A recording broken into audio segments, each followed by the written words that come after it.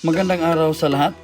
Ngayon po ay tuturuan ko po kayo kung paano i-separate ang complete name in different columns na hindi nyo na i-encode isa-isa using Microsoft Excel.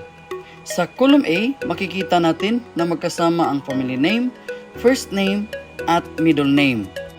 Ang gagawin lang po natin ay ilipat muna natin ang first name sa column B.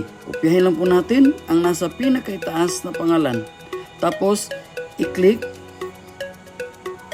Ayan, kopyahin. Click natin sa ibaba. Tapos, click Ctrl plus E. Ayan. Pagkatapos, same process lang po sa middle name.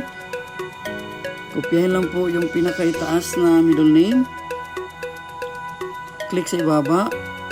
Then, click Ctrl plus E. Same pa rin po sa last name.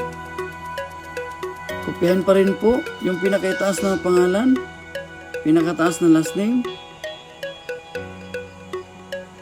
Click sa ibaba, kahit saan sa ibaba, then Ctrl plus E. Ayan po. Okay, maraming salamat.